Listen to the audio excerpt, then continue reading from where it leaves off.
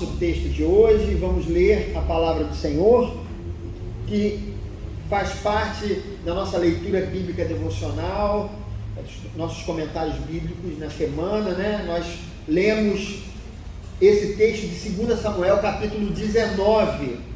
Nós vamos ler do versículo 1 ao 14, e depois vamos ler do 21 ao 23.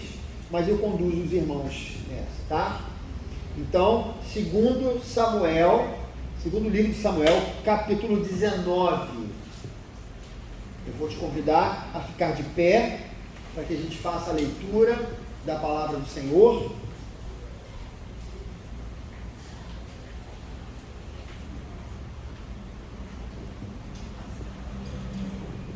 Acreditando que todos já abriram as suas Bíblias, ou o aplicativo delas, né? Vamos ler então a palavra do Senhor, que diz o seguinte: informaram a Joabe que o rei estava chorando e se lamentando por Absalão. Para todo o exército, a vitória daquele dia se transformou em luto, porque as tropas ouviram dizer: o rei está de luto por seu filho. Naquele dia, o exército ficou em silêncio na cidade, como fazem os que fogem humilhados da batalha. O rei, com o rosto coberto, gritava: ah, meu filho Absalão! Ah, Absalão, meu filho, meu filho! Então Joabe entrou no palácio e foi falar com o rei: hoje humilhaste todos os teus soldados, os quais salvaram a tua vida, bem como a de teus filhos e filhas, e de tuas mulheres e concubinas. Amas os que te odeiam e odeias os que te amam. Hoje deixaste claro que os comandantes dos teus soldados nada significam para ti. Vejo que ficaria satisfeito se hoje Absalão estivesse vivo e todos nós estivéssemos mortos. Agora vai e encoraja teus soldados. Juro pelo Senhor que, se não fores, nenhum só deles permanecerá contigo essa noite, o que para ti seria pior do que todas as desgraças que já te aconteceram desde a tua juventude. Então o rei levantou-se e sentou-se junto à porta da cidade. Quando o exército soube que o rei estava sentado junto à porta, todos os soldados juntaram-se a ele. Enquanto isso, os israelitas fugiram para casa. Em todas as tribos de Israel, o povo discutia, dizendo: Davi nos livrou das mãos dos nossos inimigos. Foi ele que nos libertou dos filisteus, mas agora fugiu do país por causa de Absalão. E Absalão, a quem tínhamos ungido rei, morreu em combate. E por que não falam em trazer o rei de volta? Quando chegou aos ouvidos do rei o que todo Israel estava comentando, Davi mandou a seguinte mensagem aos sacerdotes Zadoque e Abiatar: perguntem às autoridades de Judá por que vocês seriam os últimos a conduzir o rei de volta ao seu palácio. Vocês são os meus irmãos, sangue do meu sangue, por que seriam os últimos a ajudar no meu retorno? E digam a Amasa: você é sangue do meu sangue. Que Deus me castigue com todo rigor, se de agora em diante você não for o comandante do meu exército em lugar de Joabe. As palavras de Davi conquistaram a lealdade unânime de todos os homens de Judá, e eles mandaram dizer ao rei que voltasse com todos os seus servos. Versículo 21.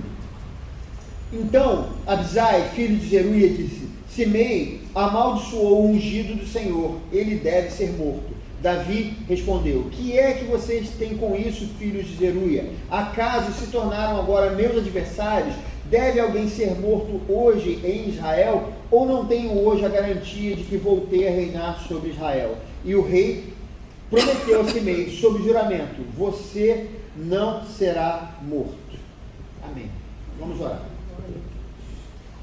Senhor, nós nesse momento apresentamos diante de Ti a Tua palavra que foi lida, e nós pedimos que o Senhor possa falar aos nossos corações através dessa palavra. Nós sabemos que precisamos ouvir a Tua voz. Amém. Não é, Senhor Deus, uma questão de preencher um espaço na liturgia do culto, não é uma questão de costume, de ouvir uma mensagem, uma pregação aos domingos, é muito mais do que isso. Nós precisamos do Teu Espírito Santo iluminando as nossas mentes, fazendo com que a gente entenda a Tua palavra. Tem misericórdia de nós e fala-nos nessa manhã. Nós pedimos a Ti, no nome de Jesus. Amém. E amém. Os irmãos podem se assentar nesse momento. Queridos,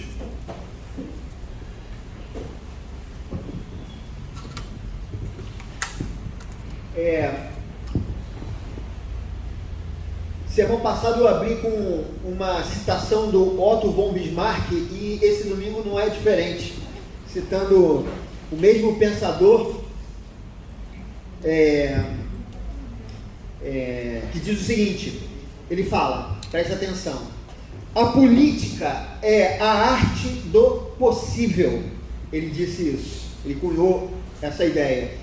Temos, irmãos, vivido dias muito atribulados, como os irmãos sabem, né? Essa semana eu, por exemplo, me senti exausto, queridos. Eu confesso que eu achei que nós teríamos uma trégua, né, nos debates que a gente tem ouvido nas rádios, nas TVs, né, nos canais no YouTube, nos Instagrams, né, nos perfis de Instagram e até mesmo, mais próximo do que isso, nos grupos de WhatsApp, aqueles grupos de trabalho, de colegas de escola, né, de conhecidos do bairro, né, de amigos de 1977, né, amigos para sempre de 1977, essas coisas assim, né, mas eu percebi, queridos, que na verdade nada arrefeceu e as coisas, elas continuaram meio que iguais desde o dia ali da votação. As pessoas, elas continuam pilhadas, revoltadas, inquietas e nervosas, né? Os cidadãos brasileiros, eles continuam se atacando mutuamente, né? O povo brasileiro, que sempre conseguiu conviver com as diferenças, parece nesse momento estar bem dividido. Parece uma luta entre diferentes etnias ou dinastias, como nós vimos muitas vezes no passado e lemos nos livros de história, né?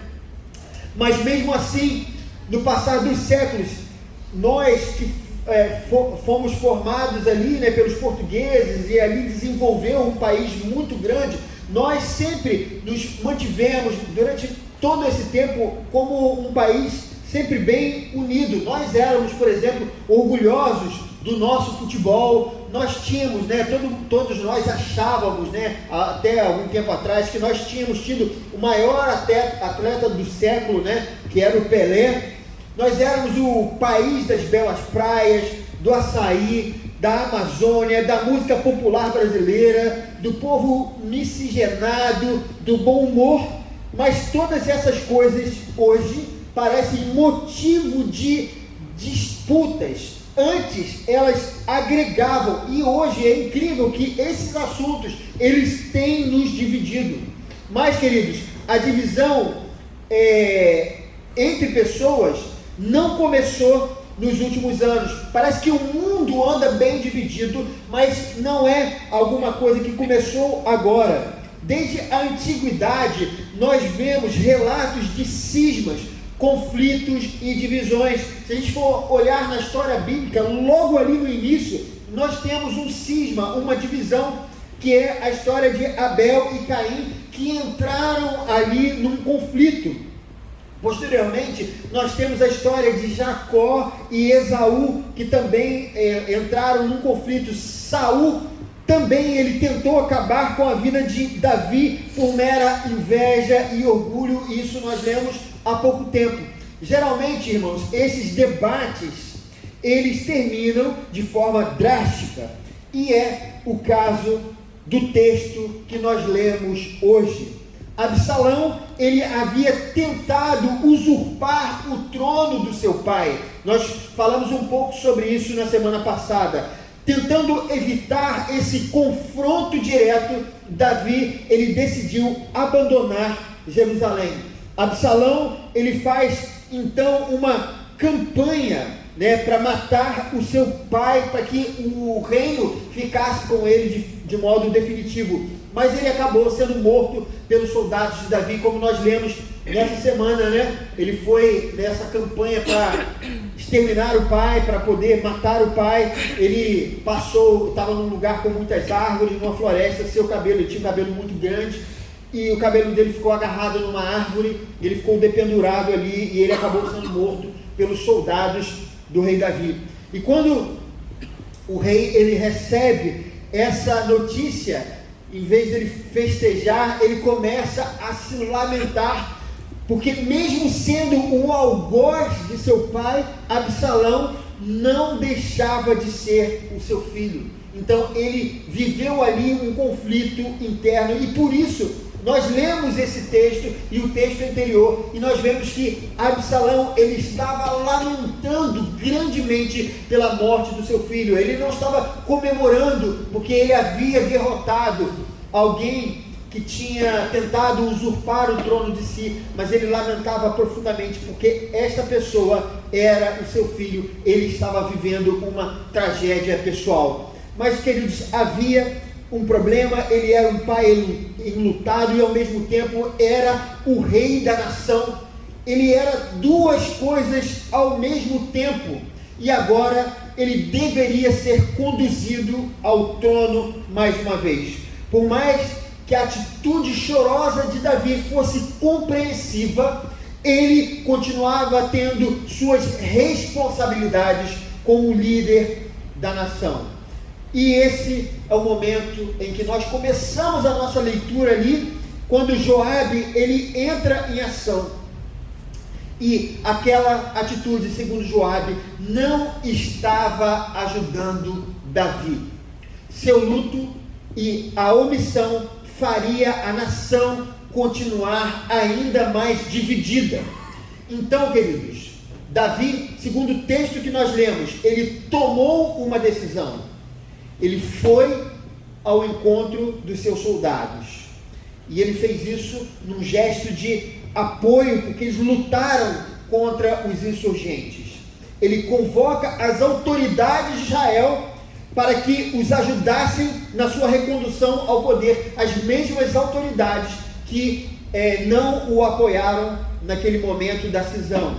E ele deu um voto de confiança a Amasa, que era o seu ex-soldado, o homem que ele colocou num lugar estratégico como seu general. E ele impediu que as pessoas se vingassem de Simei, um homem que havia amaldiçoado Davi enquanto Davi fugia. Nesse momento, queridos, no momento em que ele é reconduzido, Davi ele tinha uma série de possibilidades.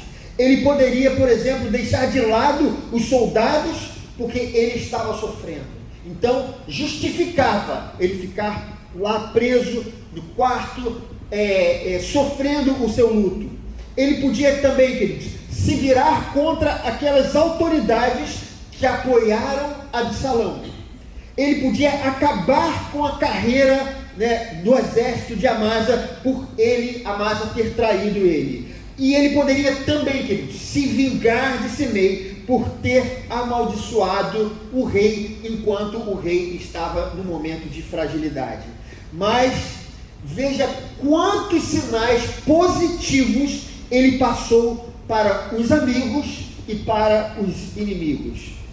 Não era hora de vingança, não era momento de satisfazer seu orgulho ou a sua ira. Era necessário unir a nação, era necessário reconstruir o que ele havia conseguido fazer em muito tempo de reinado: unificar as tribos de Israel. Qualquer decisão errada e ele destruiria aquilo que tantas vezes ele lutou para fazer. E o texto, amados, no versículo 14, diz o seguinte: as palavras de Davi conquistaram a lealdade unânime de todos os homens de Judá. Queridos, eu gostaria, depois dessa breve explicação, fazer uma aplicação sobre esse texto que nós lemos e essa explicação que eu dei a vocês. Como eu disse, nós estamos vivendo num momento de polarização. O país, ele está dividido, literalmente dividido. O pleito, queridos, apontou uma mínima margem de voto entre vencedores e perdedores. Mas, irmãos, não é apenas o país como um todo que está dividido. Houve uma polarização, não é só nas questões do voto, mas houve uma polarização em todas as esferas da nossa sociedade. Negros contra brancos, velhos contra jovens, héteros contra homos, ricos contra pobres, amarelos versus vermelhos. E não é, irmãos, diferente aquilo que infelizmente tem acontecido nas igrejas do nosso Brasil, entre os cristãos. As denominações estão divididas, as igrejas estão divididas, as próprias famílias estão divididas. A sensação que temos é que simplesmente não vai haver possibilidade de reconciliação. E a verdade é, se nós continuarmos tentando vencer o outro na argumentação, não haverá entendimento. Ainda, queridos, que o seu argumento seja o mais lógico possível, ainda que você tenha o maior número de provas, ainda que você tenha uma grande habilidade em expor o seu ponto de vista, mesmo assim, as pessoas que estão do outro lado vão rejeitar o que você tem a dizer. Estamos fechados uns para os outros. Provérbios 18, 19 diz o seguinte: um irmão ofendido é mais inacessível do que uma cidade fortificada, e as discussões são como as portas trancadas de uma cidadela. Nesse contexto, queridos, do Provérbios, as cidades elas eram cercadas por muros e elas tinham portões enormes na entrada. E as armas da época, né, isso é muito antes da Idade Média, onde eles inventaram vários instrumentos para transpor os enormes muros, né, que as nações faziam. As armas dessa época de Provérbios, elas eram ineficazes, elas eram flechas, lanças, escudos, né? Uma muralha enorme não servia de coisa alguma, né? Então, o que o texto está nos dizendo é que um irmão ofendido, ele está completamente fechado para aquilo que você tem a dizer. Nada que você diga vai fazer o seu irmão mudar de ponto de vista. Eu queria, queridos, te dizer uma verdade. Você não vai convencer o seu irmão através dos seus discursos. Ainda que seus argumentos sejam lógicos, ainda que seu discurso seja dotado de sentido, ainda que suas ideias estejam baseadas na verdade, as pessoas estão num cerco, elas se armaram, elas estão fechadas, elas não estão dispostas a ouvir umas às outras, nem mesmo se você tiver a palavra de Deus como base para o seu discurso. Entenda, o seu oponente não está disposto a te ouvir. Esta é uma realidade do país que nós temos vivido nesse momento. Mas, queridos, será que nós temos que aceitar isso dessa maneira? Achar que é assim mesmo? Será que há alguma coisa a ser feita nesse momento? Será que eu devo tomar alguma atitude ou devo deixar as coisas como estão? Devo tentar mudar a situação ou me permito fazer com que as coisas piorem ainda mais? E é nessa hora que Davi nos ajuda a entender qual deve ser a nossa atitude em momentos como esses. E a primeira coisa que ele nos ensina não deixe a tristeza te amargurar. Davi, ele poderia ter mergulhado no luto e deixado de fazer o que era certo, né? Era unir ali os seus soldados. Eu sei que você pode estar amargurado nessa batalha que a gente tem enfrentado nos últimos tempos, né? Pode ser que você tenha se machucado com alguém, você perdeu uma amizade antiga, teve uma discussão com algum irmão querido, talvez um racha na sua família tenha acontecido por conta de tudo isso que tem sido falado nas redes sociais, essas ofensas que muitas vezes acontecem, você fala alguma coisa, alguém entende outra, e aí começa uma discussão, e tantas pessoas ficaram rachadas, e pode ser que você, como eu, tenha sofrido, o seu coração tenha ficado pesado por tantas coisas. Eu consigo te entender, mas talvez, queridos, esse não seja o momento de você deixar a amargura tomar conta do seu coração.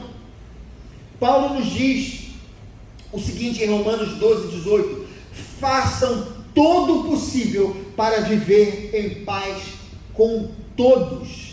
Certamente, queridos, isso não é uma coisa fácil. Você viver em paz com as pessoas, né? Conforme aquele hino que a gente cantou, palavras do apóstolo Paulo, né? Se teu inimigo tiver fome, dá-lhe de comer. Se tiver sede, dá-lhe de beber. Isso é ir contra a natureza. A nossa natureza, ela deseja às vezes vingança. Ela deseja dar o troco, dar uma resposta. É muito comum alguém dizer, né, nessas discussões, uma coisinha, e a outra vem e retruca e fala mais uma. E a outra fala e a outra fala de novo. E cada um vai falando um atrás do outro, queridos. Mas é necessário que nós busquemos a paz. Às vezes, a dor da derrota nos faz querer ficar isolados.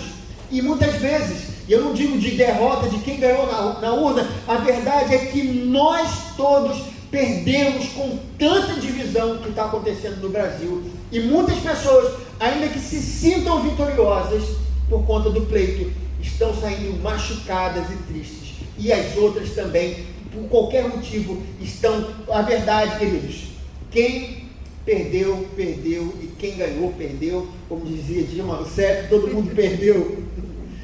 Todos nós perdemos nesse momento, queridos. E todos estão com o coração partido, todos estão cansados. Mas é necessário que nós façamos essa escolha.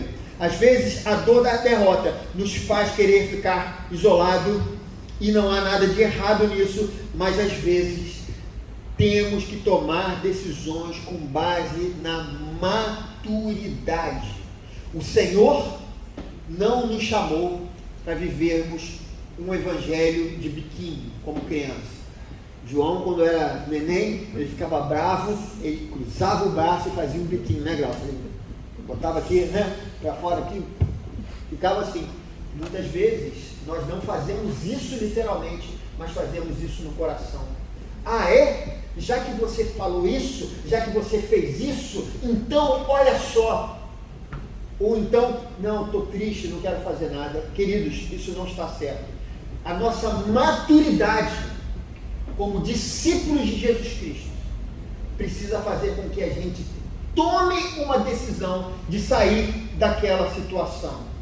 Não fique se sentindo derrotado, nem se fazendo de coitado. O Senhor nos chama a tomar decisões. Não espere que os outros façam aquilo que compete a você fazer. O Senhor nos chamou para a pacificação. O Senhor, queridos, não deu uma condicional para mim e para você. Se o seu irmão te procurar, aí você perdoa ele, aí você busca a paz com ele. Mas se ele não te procurar, então continue desse mesmo jeito, do jeito que você está. No Evangelho nós somos chamados à ação. Essa é a grande dificuldade, mas é isso que o Senhor, Ele nos pede. Ele nos chama à pacificação. E quando nós não fazemos isso, estamos sendo desobedientes à palavra. Não importa o que estejamos sentindo, essa é a nossa obrigação. Em segundo lugar, Davi ele nos ensina que nós devemos dar um voto de confiança para aqueles que são diferentes de nós. Davi, ele se aproximou daqueles que haviam apoiado Absalão, queridos. Talvez para qualquer outro rei aquilo tivesse sido uma grande ofensa. Ele poderia ter isolado aquelas pessoas, ele poderia ter cortado as relações com os líderes de Israel, mas aquele era um momento de reconciliação. Ele não conseguiria reconstruir os laços da nação se ele não tivesse estendido a mão para aqueles que o haviam traído. Nós precisamos entender que a mão de reconciliação, nós precisamos estender a mão de reconciliação para os nossos irmãos.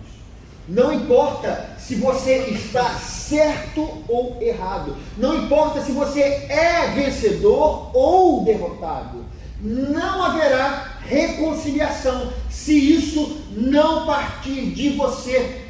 Davi, ele poderia justificar sua causa para fazer justiça contra os seus adversários, mas ele não conseguiria aquilo que era mais importante, a unidade do seu povo. Não é diferente conosco, irmãos. As suas convicções, a sua forma política de pensar, a sua filosofia, a sua teologia, não podem servir como instrumento de discórdia na sua vida. Se isso estiver acontecendo, se a minha doutrina, a minha teologia estiver me distanciando do meu irmão, há algo errado com os meus valores, há algo errado no evangelho que eu digo crer. E por último, queridos, Davi, ele nos ensina que sem perdão não há reconciliação. Davi havia sido ofendido por Simei. Simei era um descendente de Saul, né? Havia ali uma discórdia com os descendentes de Saul, porque eles diziam que Davi havia usurpado o reino que pertencia à família de Saul, que eles deveriam continuar reinando sobre Israel, os descendentes de Saul, e não Davi. Então, quando ele viu Davi naquele momento de fraqueza, ele começou a rogar todo tipo de praga e imprecação para Davi. E isso aconteceu diante de todos, queridos. E Davi, ele poderia ter se vingado daquele homem, mas esse seria um sinal de que ele estava voltando rancoroso ao poder. O tamanho do perdão, qualquer rei teria exterminado esse meio ali, mas o tamanho do perdão demonstrava a sua boa vontade em reconciliar o reino. Não há como restaurar os laços quebrados sem que haja perdão. O rancor, a raiva, a ira desmedida são fatores que vão impedir a nossa reconciliação com as pessoas. Nas nossas vidas, esses elementos jamais deveriam entrar em pauta. Queridos, queria chamar os músicos aqui à frente. Essa mensagem, ela não tem como base um apelo à fraternidade patriótica. Eu não estou falando isso por conta das coisas que têm sido faladas nos últimos tempos, sobre política e tudo mais. Tampouco, queridos, é uma lição de moral ou uma cartilha de como eu acho que você deve proceder. Você é livre para tomar as suas decisões. Mas o sermão de hoje não é sobre isso. Não quero te pegar pela mão e dizer o que você tem que fazer ou não. Eu falo isso por conta do evangelho que nós professamos aqui nessa igreja. Jesus Cristo, ele veio para nos reconciliar. E a primeira reconciliação foi aquela que aconteceu com Deus. Se o próprio Deus não tivesse tomado a decisão de nos perdoar, hoje não estaríamos aqui celebrando a Santa Ceia do Senhor. Como diz o apóstolo Paulo em Filipenses 2,6, Ele, Jesus, ele não considerou que o ser igual a Deus era algo que devia pegar. Ou seja, ele não ficou dizendo, eu sou Deus, não vou me rebaixar, o erro foi de vocês e agora vocês que se virem. Não, Deus não falou isso. Pelo contrário, conforme diz Paulo, ele esvaziou-se a si mesmo, vindo a ser servo, tornando-se semelhante aos homens. O Senhor não parou para olhar para mim e disse, ele não está certo, ele está errado, então não quero saber dele. Eu é que estou sempre certo, porque eu sou o caminho, a verdade e a vida. Deus não fez isso. Ele simplesmente decidiu nos perdoar pelos nossos pecados. Ele estendeu a sua mão para nós primeiro. Ele nos possibilitou o perdão. E por causa dele, nós fomos aceitos. Por causa dele, nós recebemos a adoção. Jesus, ele veio para construir pontes e não para derrubá-las. Ele deseja que nós possamos construir pontes na vida uns dos outros. Queridos, deixa eu falar uma coisa sincera para vocês. Os políticos, eles vão passar. As nações também vão passar. Os céus e a terra passarão, mas as minhas palavras não vão passar. Então o Senhor nos fala. A reconciliação é a obrigação de todos os discípulos de Jesus. Era assim, muito antes de existir o Brasil. E continuará sendo depois que o nosso país deixar de existir. Nós somos de Jesus Cristo. Nós não somos cidadãos brasileiros em primeiro lugar. Nós somos cidadãos da pátria celestial. E é essa que nós devemos toda a obediência, que nós devemos nos submeter. Abra o seu coração. Permita que a graça do Senhor invada a sua vida. Perdoe as pessoas que ofenderam você. Busque a reconciliação. Não fique com o seu coração fechado, porque nós não fomos chamados para ter o coração como muralha. Nós não fomos chamados para ter o coração fechado como os portais das grandes cidades do passado. Nós fomos chamados para receber em humildade, em amor, aqueles que estão ao nosso lado. Porque aquele que está ao seu lado é o seu próximo. Não procure amar aquele que é fácil de amar, mas ame aquele que o Senhor colocou ao seu lado. Não olhe no seu Instagram, no seu Facebook. Esse eu amo, aquele eu amo, mas fulano eu não amo. Porque não foi para isso que o Senhor nos chamou. E é difícil, queridos. É difícil para mim, mas é necessário. Aceite o seu irmão como ele é. E entenda que você é responsável.